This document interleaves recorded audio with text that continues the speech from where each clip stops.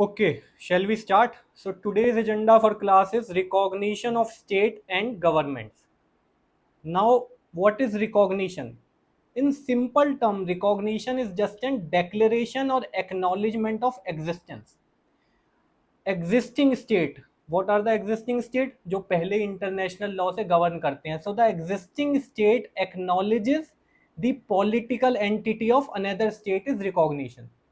So recognition is just a declaration of existence of certain fact. What are the certain fact? That the newly formed state possess certain qualification to be recognized as a state. So recognition का मतलब क्या है? State तो physically पहले से ही present है भाई. State is present like the physical existence of a state is already there. So why there is a need of recognition? So recognition is required to bring more power and unity for a state. जब उसको recognition मिल जाएगा तभी वो किसी treaty में enter कर सकता है, किसी बाइलेटरल ट्रीटी, कन्वेंशन. जब उसको रिकॉग्निशन ही मिल जाएगा तभी वो किसी दूसरे स्टेट के साथ किसी भी कॉन्ट्रैक्ट, एग्रीमेंट या ट्रीटी में एंटर कर सकता है. तो ये इंपॉर्टेंट फैक्टर है रिकॉग्निशन का. अगर डेफिनेशन की मैं बात करूं तो रिकॉग्निशन इज द एक्नॉलेजमेंट और acceptance of the state as an international personality by the existing member. जो ऑलरेडी स्टेट हैं, रिकॉग्नाइज स्टेट हैं, उनके द्वारा of the international community. So need इसकी कब अराइज होगी, रिकॉग्निशन कब करना होगा? When a state disintegrate into a several state. For example, Pakistan था पहले, इसमें से बन गया एक बांग्लादेश. सो ये क्या हो रहा है? डिसइंटीग्रेशन हो रहा है. यहाँ पे रिकॉग्निशन की नीड अराइज हो जाएगी. और a formal colonial territory gain statehood. For example, India gain statehood after independence, recognition की नीड अराइज हो जाएगी. और व्हेन टू और more state merges into form a new state. एक स्टेट ए था, एक स्टेट बी था, ये आपस में मर्ज होके एक स्टेट बन गए, स्टेट सी. तो यहाँ पे भी रिकॉग्निशन की नीड अराइज हो जाएगी. Now there is no law as far as the recognition is concern. कोई बाइलेटरल ट्रीटी नहीं है, कुछ भी नहीं है. So recognition is considered to be a more a political act. Political act कैसे है?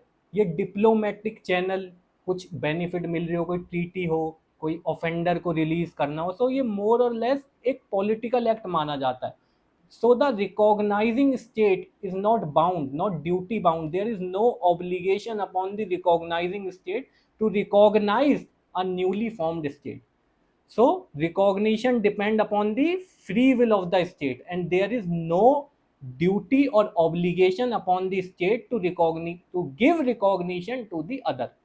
आर्टिकल 1 जो है मॉन्टेविडियो कन्वेंशन 1933, ये 4 क्वालिफिकेशन बताता है जो एक स्टेट के पास होनी चाहिए टू गेट दी रिकॉग्निशन. अगर ये 4 क्वालिफिकेशन होगी तभी कोई स्टेट एंटाइटल होगा रिकॉग्निशन के लिए. क्या क्या क्वालिफिकेशन है? फर्स्ट, परमानेंट पॉपुलेशन होनी चाहिए, एक डिफाइंड टेरिटरी होनी चाहिए, एक गवर्नमेंट होनी चाहिए, और एक कैपेसिटी होनी चाहिए to enter into relation with other state. That means he must be a sovereign state, that it has a capacity to enter into relation with the other state. Now, forms of recognition. There are 3 forms of recognition. First is express, जो written form में हो. So when the existing state recognize the new state by a notification. Notification और declaration, that is the public statement announcing. जितनी भी अब मैं forms की बात करूंगा ना, चाहे एक्सप्रेस हो, इम्प्लाइड हो, यहाँ पे इंटेंशन बहुत मैटर करती है. That is what is the intention of the recognising state to recognise the existing state. Whether the intention was to recognise, if yes, the newly state will get the recognition. So express कैसी होगी? जिसमें कोई notification है, declaration है. That is the public statement announcing the intention to recognise और the recognition. Second is the implied recognition, जहां पे कोई रिटर्न फॉर्म में कोई भी डॉक्यूमेंट या टीटी साइन ना हुई हो, कोई भी पब्लिक स्टेटमेंट ना हुई हो. So it result from any act. कैसे रिकॉग्निशन मिलेगी? कोई एक्ट और कंडक्ट हो, एक्ट और conduct that intend to recognise the new state. So there is no formal statement as जैसा कि हमने एक्सप्रेस रिकॉग्निशन में देखा, और declaration there should not be any doubt in the intention of the state who recognizes the new state. So intention plays a major role both in express and implied notification. express में क्या है, आपके पास कोई public document है जिससे आप recognition दे रहे हैं, और इम्प्लाइड में क्या है, कोई पब्लिक डॉक्यूमेंट नहीं है, एक्ट और कंडक्ट जो है स्टेट का उससे हम रिकॉग्निशन दे रहे हैं on the basis of intention. अगर इसका एग्जांपल मैं आपको दूं, when a state enter into a bilateral treaty, bilateral treaty क्या होती है, treaty between only two nation, for example A और B state है, उनके बीच कोई ट्रीटी साइन हुई तो ये हो गई आपकी bilateral treaty, which bilateral treaty or established diplomatic relationship with an unrecognized state. It may be inferred that the former has granted recognition. कोई bilateral treaty दो स्टेट ने एंटर की जिसमें से एक स्टेट अनरिकॉग्नाइज था, एक रिकॉग्नाइज था, तो ये बाइलेटरल टीटी पे अब देखा जाएगा क्या उनका बाइलेटरल टीटी में एंटर करने का इंटेंशन था to give recognition to the unrecognised state. If yes, recognition will be given. और when an unrecognized state participate in multilateral conference और treaty, multilateral conference और treaty क्या होती है, जिसमें बहुत सारे नेशन पार्टिसिपेट करते हैं, जनेवा कन्वेंशन, यूनाइटेड नेशन की कोई भी कन्वेंशन या ट्रीटी हो, बहुत सारे नेशन पार्टिसिपेट कर रहे हैं और उसमें से एक नेशन ऐसा है जो कि अनरिकॉग्नाइज्ड है. So in that case also the other participant or the parties are regarded to have recognized the newly state if the intention has been indicated. अगर उनकी इंटेंशन है कि हाँ इसको रिकॉग्निशन मिलनी चाहिए तो रिकॉग्निशन मिल जाएगी.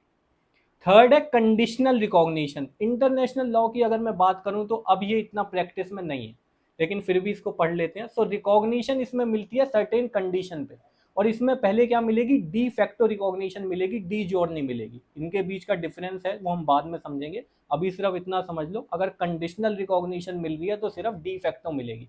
डी फैक्टो रिकॉग्निशन क्या है, एक ऐसी रिकॉग्निशन जिसको हम बाद में रिवोक कर देते हैं. अभी हम उसे डी जोर नहीं दे रहे, क्यों, हो सकता है कि उसको कोई कंडीशनल फुलफिल करनी हो, पढ़ते हैं इसको. So recognition granted is subject to fulfillment of certain condition of the recognized state in addition to the normal requirement of statehood. The condition attached may be vary from state to state such as religious. अब condition कैसी हो सकती है कि भाई newly formed state है, वहां पे रिलीजियस फ्रीडम है या नहीं है, रूल ऑफ लॉ फॉलो हो रहा है या नहीं हो रहा, डेमोक्रेसी है मतलब डेमोक्रेटिकली फॉर्म गवर्नमेंट है या नहीं है, ह्यूमन राइट्स का वायलेशन तो नहीं हो रहा, इसीलिए हम पहले डी फैक्टो रिकॉग्निशन देंगे. अगर ये सारी चीज फुलफिल हो रही है तो बाद में उसको हम डी जूर रिकॉग्निशन भी दे सकते हैं, that is as per the law, de jure. So this conditional as I said, अब ये इतना प्रैक्टिस में नहीं है, फिर भी इसे समझ लिया. तो the last is premature और प्रिसिपिटेट रिकॉग्निशन. ये क्या होता है, as I said there are 4 qualification for getting recognised. Government होनी चाहिए, पॉपुलेशन होनी चाहिए, etcetera.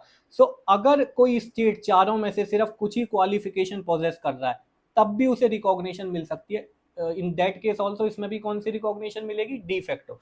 So if the grant it is granted even when a state does not possess all the attributes of statehood. We have read 4 attributes of statehood as per article 1 of Montevideo Convention. अगर उसमें से सारे statehood नहीं है, कुछ ही statehood है, so इस cases में भी रिकॉग्निशन मिल सकती है. When the authorities organize a separatist movement and establish a provisional government, कोई सेपरेटिस्ट मूवमेंट चल रहा है किसी स्टेट में, दैट इज डिप्लोमेटिक चैनल के थ्रू गवर्नमेंट फॉर्म नहीं हुई है, कोई मूवमेंट हुई, कोई रिवॉल्ट हुआ, उसके थ्रू गवर्नमेंट अगर फॉर्म हो गई है, इस केसेस में भी हम कौन सी रिकॉग्निशन देंगे, डी फैक्टो देंगे, डी जोरे नहीं देंगे.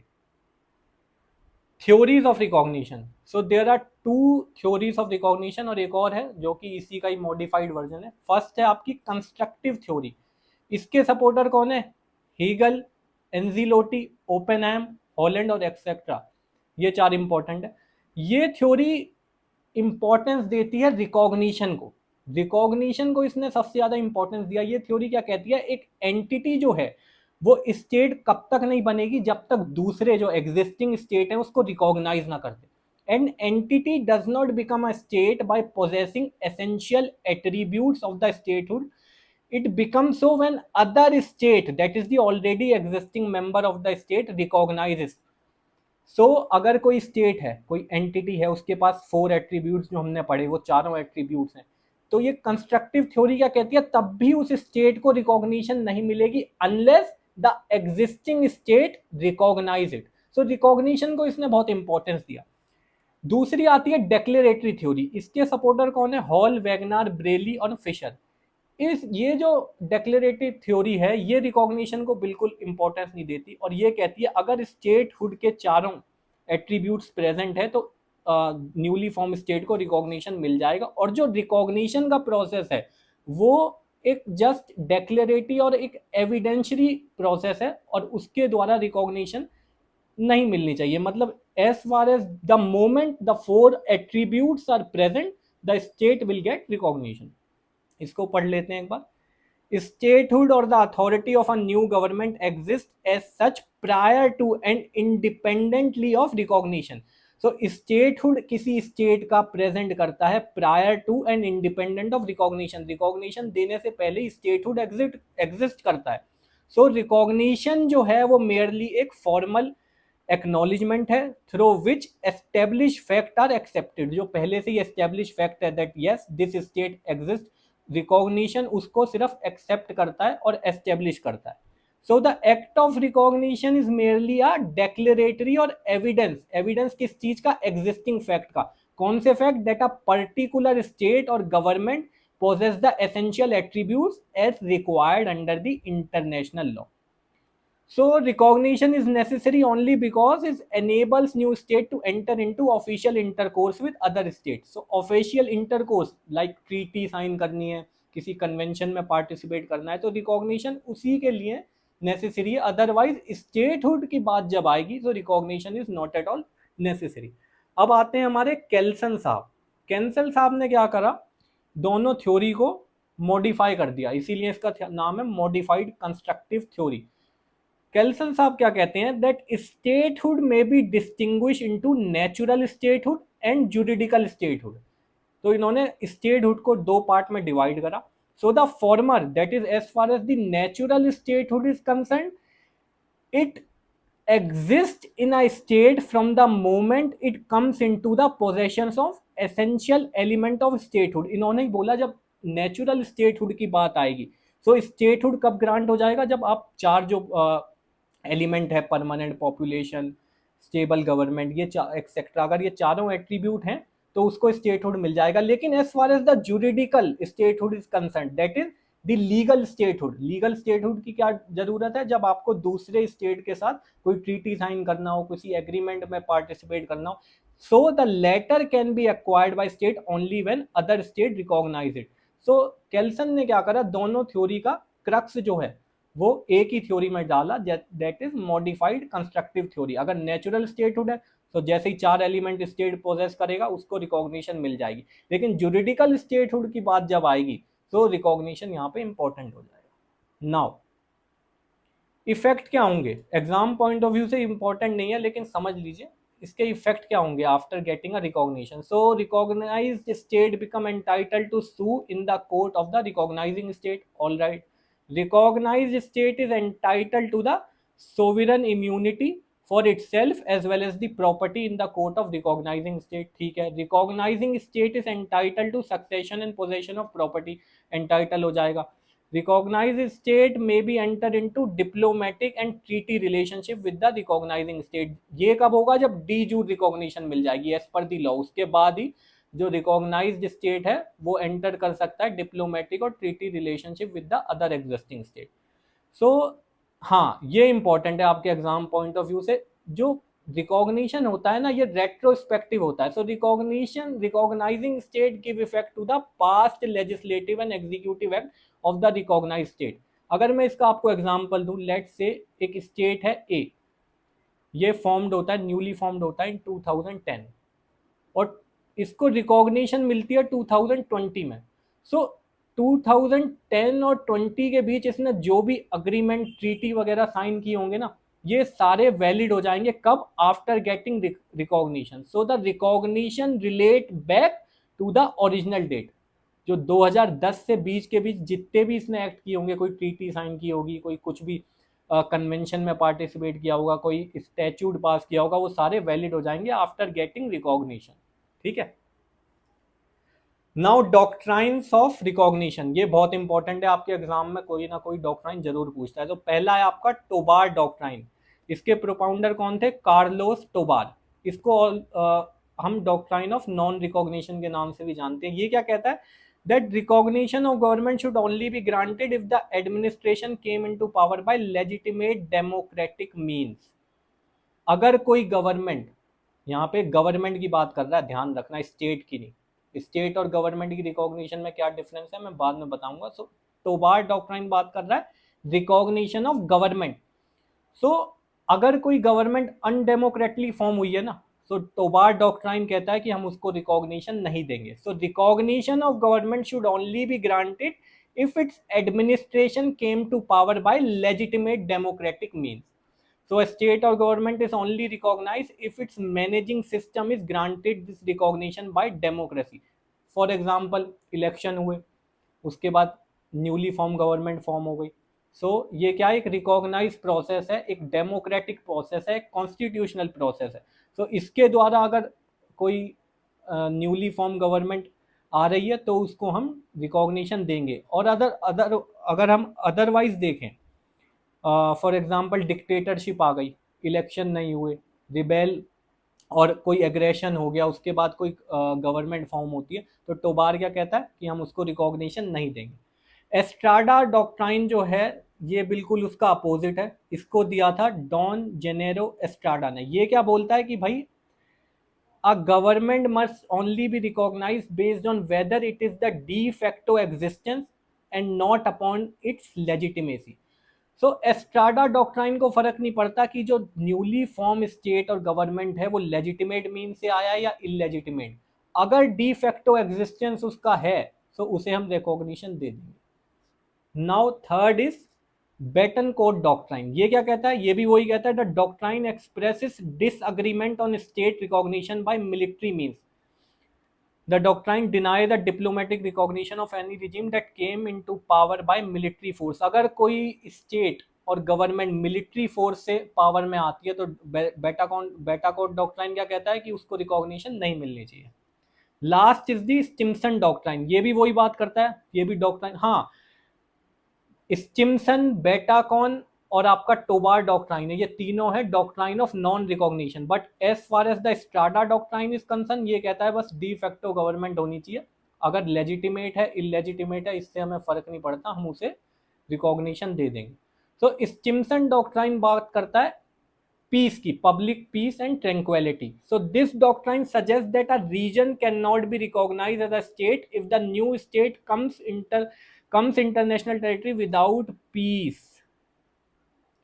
अगर कोई न्यूली फॉर्म स्टेट वायलेट कर रहा है इंटरनेशनल पीस और the territorial peace and tranquillity of a country, तो उसको रिकॉग्निशन नहीं मिलना चाहिए। सो ये क्या कहता है? Not to recognise international territorial changes brought about by the aggression. Aggression हुआ है, वायलेशन हुआ है, तो इस केसेस में हम उसको रिकॉग्निशन नहीं देंगे। ये क्या कहता है? It impose a duty of non recognition on all the territorial acquisition brought about in breach of international law. Breach कैसा होना चाहिए? पीस का वायलेशन हो रहा है, एग्रेशन हो रहा है, तो इस केसेस में भी रिकॉग्निशन नहीं मिलेगा। तो ये भी क्या है? Doctrine of non recognition. Now modes of recognition. पहला है आपका D facto recognition. Act the word suggested D facto, that is which is based on fact. ये जो रिकॉग्निशन होता है टेम्परेरी रिकॉग्निशन होता है। फॉर एग्जाम्पल 4 एट्रीब्यूट्स हैं जिसके द्वारा रिकॉग्निशन मिलता है, अगर उसमें से कोई एट्रीब्यूट्स नहीं है और जो एग्जिस्टिंग स्टेट है, अगर उन्हें लगता है कि भाई ये जो गवर्नमेंट है, जो न्यूली फॉर्म गवर्नमेंट है, ये स्टेबल नहीं होगी, कुछ समय बाद ये गवर्नमेंट गिर सकती है, तो इन केसेस में क्या करेंगे? इसको डी फैक्टो रिकॉग्निशन देंगे। और अगर बाद में स्टेबल गवर्नमेंट हो जाती है तो हम उसको क्या कर देंगे? डी जूर रिकॉग्निशन दे देंगे। So it means that the opinion, जो रिकॉग्नाइजिंग स्टेट है उनका ओपिनियन क्या है कि जो प्रोविजनली गवर्नमेंट हम फॉर्म करने जा रहे हैं वो फुलफिल कर रही है requirement laid down in the international law for effective participation. कुछ रिक्वायरमेंट तो वो फॉर्म कर रही है, लेकिन all the requirements are not fulfilled by the recognised newly formed state. So इस केसेस में क्या करेगी जो एग्जिस्टिंग स्टेट है? वो कुछ राइट्स रिजर्व कर देंगे, due reservation for the future, rights reserve कर देंगे। अगर वो क्राइटेरिया फुलफिल कर रही है तो बाद में उसे क्या मिल जाएगा? De jure recognition. So mostly this type of recognition is granted to government, ये हम आप बाद में समझेंगे गवर्नमेंट और स्टेट के रिकॉग्निशन में क्या डिफरेंस है। लेकिन डी फैक्टो रिकॉग्निशन ज्यादातर वहां मिलता है जहां पे न्यूली फॉर्म गवर्नमेंट फॉर्म हो जाती है, किसके द्वारा, aggression, violation of public peace, इन सभी केसेस में डी फैक्टो मिलेगा, डी जोरे नहीं मिलेगा। As I said, it is a temporary recognition of state. This can be conditional or without any condition. Condition भी लगा सकती है कि आपको ह्यूमन राइट वायलेशन नहीं करना है, आपको रूल ऑफ लॉ फॉलो करना है, और विदाउट कंडीशन भी हो सकता है। लेकिन कंडीशन कैसी हो सकती हैं, जो कि इंटरनेशनल लॉ को ब्रीच ना करें, ठीक है। So it is the process of acknowledging a new state by non committal act, all right. So this mode of recognition is granted when a new state hold a sufficient territory, okay, or control over a particular territory, but the existing state consider that when they don't have enough stability, as I said, अगर stability नहीं है और any other unsettlement issues, कोई unsettled issues हैं, democratically form government नहीं है, अभी election नहीं हुआ है, तो इसमें क्या करेंगे, सिर्फ de facto recognition देंगे, conditional और unconditional। Now D jure recognition, ये आपका होता है final recognition, that is based on law. अगर कोई स्टेट है सारी क्वालिफिकेशन फुलफिल कर सकता है तो हम उसको रिकॉग्निशन देंगे without any reservation of right. क्या कहता है, it means according to the recognising state, the state और the government recognise formally without reservation, कोई भी राइट हमने रिजर्व नहीं करा है, डी जोरे रिकॉग्निशन दे रहे हैं, और on a definitive basis fulfills the requirement laid down in international law for effective participation। सारी रिक्वायरमेंट फुलफिल कर रहा है तो हम डायरेक्टली डी जूर दे देंगे। सो it is a legal and permanent recognition which can not be denied. एक बार D jure recognition मिल गई तो उसे रिवोक नहीं किया जा सकता, लेकिन in case of de facto वो रिवोक हो सकती है। So it is given to a new state which a new state fulfil all the essential characteristic of a state. All the character अगर फुलफिल कर रहा है तो उसको रिकॉग्निशन मिल जाएगा, कौन सा, de jure.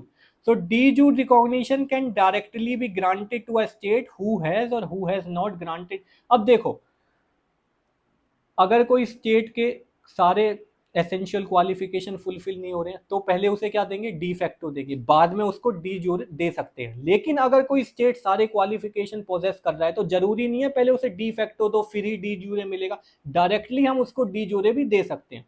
So de jure recognition can directly be granted to a state who has और has not granted de facto recognition. newly born state granted the permanent status as a sovereign state, though de jure, as I said, ये status permanent होता है, इसको revoke नहीं कर सकते।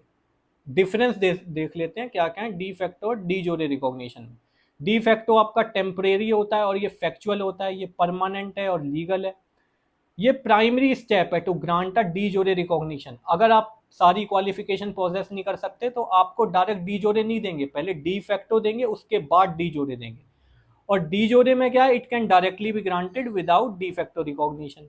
It can be revoked, इसको revoke कर दिया जाता है अगर कम आप कोई एसेंशियल कंडीशन है या अपने इंटरनेशनल पीस को वायलेट किया है तो ये रिवोक हो सकता है। लेकिन एक बार डी जोरे मिल गया ना, ये इज रिवोकेबल।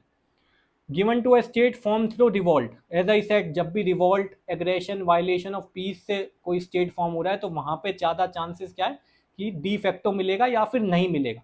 लेकिन अगर कॉन्स्टिट्यूशनल मीन्स है, for example democratically form government है, इलेक्शन हुए हैं, तो उस केस में हम उसको कॉन्स्टिट्यूशनल वे के द्वारा डी जोर रिकॉग्निशन दे सकते हैं। Full immunity to diplomat is not granted, full immunity to diplomat is granted. और क्या है, the state having de facto recognition have only few rights and obligation against other.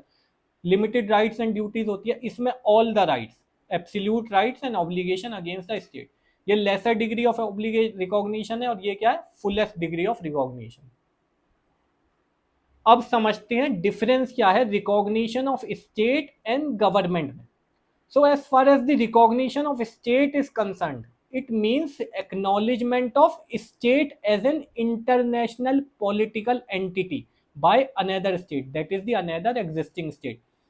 so एक particular territory को हम recognize कर रहे हैं for the membership of international political entity। now whereas recognition of government is concerned, it means recognizing state regard it as a sole representative of a given state। जो एक particular territory है अगर हम किसी government को recognise कर रहे हैं तो हम क्या रिकॉग्नाइज कर रहे हैं कि ये सोल रिप्रेजेंटेटिव होगा उस पर्टिकुलर टेरिटरी का for the purpose of international law, ठीक है। So when a state recognizes a government, it acknowledges a group of person as competent to act as an organ of a state in question and represent it in an international law. The moment a existing member of international law recognize a newly formed government, it means it giving it the authority to represent that particular territory in international law. Got my point? So when the regime of a state is changed, it is required to be recognized. एक particular state है, उसमें कोई government है जो कि democratically form है या अनडेमोक्रेटिकली form है, जब वो चेंज हो जाएगी तब रिकॉग्निशन की नीड अराइज होगी। अब रिकॉग्निशन की नीड तो अराइज हो रही है, अब गवर्नमेंट चेंज कैसे होगी? एक तो नॉर्मल कोर्स है, कॉन्स्टिट्यूशनल वे, इलेक्शन हुए, नई गवर्नमेंट आ गई, इस केस में तो दिक्कत नहीं है। दिक्कत आती है जब न्यूली फॉर्म गवर्नमेंट फॉर्म हुई हो रिवॉल्ट और रेवोल्यूशन के थ्रू, इसको बोलते हैं कॉपडेट, कॉपडेट, ठीक है। So in the case of Copdate, that is when a government is formed by revolt or revolution, a new government usually receive recognition. अब जब कोई नई गवर्नमेंट रिवॉल्ट और रेवोल्यूशन से फॉर्म हुई है ना, तो उसको रिकॉग्निशन कब मिलेगा? जब वो ये कंडीशन फुलफिल करेगी। क्या कंडीशन है? Other state are satisfied that it commands the support of the majority of people and may become stable. So जो अदर स्टेट है जो रिकॉग्निशन दे रहे हैं, उनके ओपिनियन में क्या सेटिस्फाई हो गया है कि जो ऑलरेडी न्यूली फॉर्म गवर्नमेंट है, वहां के जो लोग हैं, जो वहां की पॉपुलेशन है, वो न्यूली फॉर्म गवर्नमेंट को सपोर्ट करते हैं, और in the opinion of existing state the newly form government में बिकम स्टेबल। वो बाद में स्टेबल बन सकती है, लेकिन जैसा कि मैंने डी फैक्टो और डी जोर में बताया था, इस केस में भी सिर्फ डी फैक्टो मिलेगा, अभी डी जोर नहीं मिलेगा। अगर बाद में गवर्नमेंट स्टेबल हो गई या कुछ कंडीशन पे दिया, वो कंडीशन फुलफिल हो गई, तो आपको डी जूर मिल जाएगा। लेकिन अगर रिवॉल्ट और रेवोल्यूशन है तो स्टार्टिंग में सिर्फ de facto recognition. Second condition is willingness and capacity to carry out international obligation is also considered relevant. जो न्यूली फॉर्म गवर्नमेंट है, क्या वो उसकी विलिंगनेस है to participate in international law, और उसकी क्या कैपेसिटी है to carry out international obligation and duty? अगर यस, तो भी अगर ये दोनों कंडीशन फुलफिल कर रही है तो उसे रिकॉग्निशन मिल जाएगी। कौन सी? De facto, not de jure. As I said, non-recognition of new government has nothing to do with the recognition of state. These two are different concepts, recognition of state and recognition of government. अगर कोई newly form government को recognition नहीं मिल रहा है तो ये किसको नहीं इफेक्ट करेगी? रिकॉग्निशन ऑफ स्टेट को।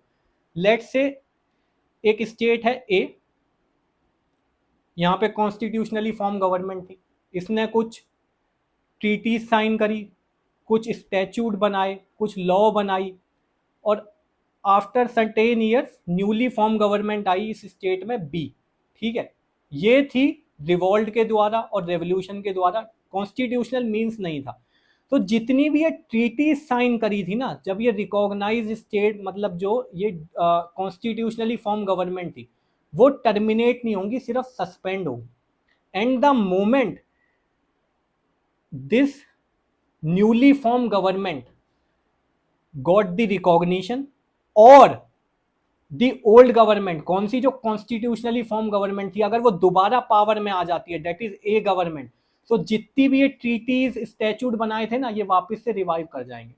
सो इस मोमेंट पे सिर्फ ये सस्पेंडेड एलिमिनेशन में रहेंगे, टर्मिनेट नहीं होंगे। और जैसे ही न्यूली फॉर्म गवर्नमेंट को रिकॉग्निशन मिल जाएगी या पुरानी जो गवर्नमेंट थी वो पावर में आ जाएगी, तब क्या होगा? ये जितनी भी ट्रीटीज थी ये वापस रिवाइव कर जाएगी, ठीक है। तो यही कहता है non recognition of new government has nothing to do with the recognition of a state. Official intercourse and treaties are not to be terminated but only suspended. They revive when the old government comes to power or when the new regime is recognized, ठीक है। हाँ, ये बहुत important topic है, recognition of insurgency and बेलिजरेंसी। दोनों ही cases में मैंने कहा है, इसमें भी डी फैक्टो मिलेगी, डी जूर नहीं मिलेगी, बाद में आपको डी जूर भी मिल सकती है। सो इंसर्जेंसी की अगर मैं बात करूं, इसको आप कह सकते हो विद्रोह। किसी कंट्री में कुछ पर्टिकुलर पॉपुलेशन ने विद्रोह कर दिया। So insurgency is a type of civil disturbance, किसी कंट्री में सिविल डिस्टर्बेंस हो रहा है। और बेलिजरेंसी क्या है? युद्ध के हालात बन गए हैं किसी कंट्री में, आर्म रिबेलियन फोर्सेज आ गई हैं, ठीक है, कॉन्फ्लिक्ट बहुत ही ग्रेव हो चुकी है, ठीक है, और इंसर्जेंसी में इतनी ग्रेव नहीं है, सिर्फ सिविल डिस्टर्बेंस है. So insurgency is a type of civil disturbance which usually is confined to a limited area. लेकिन जरूरी नहीं है लिमिटेड एरिया में हो, पोटेंशियल एरिया में भी हो सकती है, ठीक है, of the state and with the support of the minimum section of a people in that state. So अगर किसी पर्टिकुलर टेरिटरी में सिविल डिस्टर्बेंस हो रहा है, सो हम क्या कहेंगे कि वहां पे इंसर्जेंसी हो गई है. सो कंडीशन क्या है, क्या हम इंसर्जेंसी को भी रिकॉग्नाइज कर सकते हैं? Yes. Conditions are the insurgent need to have control over the considerable part of the territory. जिस टेरिटरी में इंसर्जेंट फोर्सेज हैं वहां के कंसीडरेबल पार्ट पे उनका कंट्रोल होना चाहिए, पहली condition. Second, most of the people living in the territory must support the rebel for their own accord and not as a result of enforcement action. जो वहाँ की पॉपुलेशन है, जहाँ पे इंसर्जेंट ग्रुप है, वहाँ की पॉपुलेशन इन रेबल ग्रुप को सपोर्ट कर रही है on their own will and not because of any enforcement और force action taken by insurgent. तो अपनी ओन फ्री विल से ये रेबल ग्रुप को सपोर्ट कर रही है. कौन? वहाँ की पॉपुलेशन. और थर्ड क्या है? The insurgent must be able and willing to comply with the international obligation. Insurgent अगर एबल टू कंप्लाई कर रही है, जो कि इनकी इंटरनेशनल ऑब्लिगेशन है, ड्यूटी है, तो अगर ये तीनों कंडीशन फुलफिल होती है तो इंसर्जेंट फोर्सेस को भी हम क्या दे सकते हैं? रिकॉग्निशन. कौन सी? De facto. Now legal effect क्या होगा recognition of insurgency? First, the insurgent will not be treated as pirates, they will not be treated as public enemy, और जो भी इंटरनेशनल वॉर रूल्स होते हैं ना, वो इन पे एप्लीकेबल हो जाएंगे the moment the insurgent group got the recognition. Now recognition of belligerency. Belligerency as I said grave situation है. इंसर्जेंसी कब बेलिजरेंसी में कन्वर्ट हो जाएगी? जब युद्ध जैसे हालात हो गए हैं, आर्म्ड फोर्सेस आ गई है, बहुत ज़्यादा खराब स्थिति है. So when civil war between insurgent forces and parent government assume such dimension that the third state are compelled to treat the civil war as a real war. उसमें क्या था? इंसर्जेंसी में सिविल वॉर थी, एक सिर्फ विरोध हो रहा था गवर्नमेंट का, लेकिन यहाँ पे रियल वॉर जैसे हालात बन गए, तो हम क्या कहेंगे कि यहाँ पे बेलिजरेंसी जैसी सिचुएशन है. So belligerency is the final category of challenge to the established government. ठीक है, it implies a more serious conflict than any insurgency. So recognition of belligerency formalize the right and obligation of the parties of the war. ठीक है. So अगर मैं बात करूं belligerency की, so recognition of belligerency is what? It is the acknowledgement of legal fact that there exists a state of hostilities between two groups weighing for power or authority. Recognition किस चीज का है? Existence of state of hostility की, उस particular territory में hostilities हैं और उसको रिकॉग्निशन देना जरूरी है. So it is the recognition of existence of war. Now condition क्या है, कब रिकॉग्निशन मिलेगा बेलिजरेंट फोर्सेस को? First, there should exist within the state the status of armed conflict. As I said, arm conflict होनी चाहिए, normal civil disturbance नहीं होना चाहिए, ठीक है. And the insurgent must administer and occupy a major portion of national territory. जो particular state है उसकी बहुत ही मेजर पोर्शन पे इंसर्जेंट जो फोर्सेज हैं उन्होंने कब्जा कर लिया है, कंट्रोल ले लिया है, ठीक है. थर्ड है, the hostilities must be conducted in accordance with the rules of war. जो भी वहां पे विद्रोह हो रहा है, युद्ध जैसे आसार बन रहे हैं, वो इंटरनेशनल रूल्स जो है ना वार के, उसको वायलेट नहीं कर रहा हो, तब तभी रिकॉग्निशन मिलेगा. So the hostilities must conduct in accordance with the rules of war and through organised armed forces acting under a responsible authority. Organise way में हो रहा है, विद्रोह तो हो रहा है, युद्ध तो हो रहा है, लेकिन ऑर्गेनाइज वे में. इंटरनेशनल रूल्स जो है वॉर के वो वायलेट नहीं हो रहे, ठीक है. और लास्ट क्या कंडीशन है? There must exist certain circumstances and hostilities which make it necessary for the outside state to define their attitude by means of recognition of belligerency. एक नीड अराइज हो गई है कि भाई जो हॉस्टिलिटी है वो इतनी ग्रेव है कि अब उसको रिकॉग्निशन देनी ही पड़ेगी, ठीक है. इसके लीगल कॉन्सिक्वेंस क्या होंगे? First, international law and the custom of war can be applied to the belligerent and legitimate government. International law के जो जितने भी वॉर से रिलेटेड कस्टम्स हैं, रूल हैं, वो अप्लाई कर जाएंगे. और इसमें क्या क्या इंक्लूड होता है? That is the protection of civilians against the internal arm conflict, provision of rights to the belligerent soldiers against each other. So international law के जितने भी वॉर के टाइम रूल एप्लीकेबल होते हैं वो भी यहाँ पे अप्लाई हो जाएंगे. So recognise belligerency are not be treated as pirate जैसा इंसर्जेंसी में होता है. The belligerent can have bilateral trade with recognise state. जब उनको रिकॉग्निशन मिल जाएगा उसके बाद वो ट्रेड भी कर सकते हैं रिकॉग्नाइज स्टेट के साथ.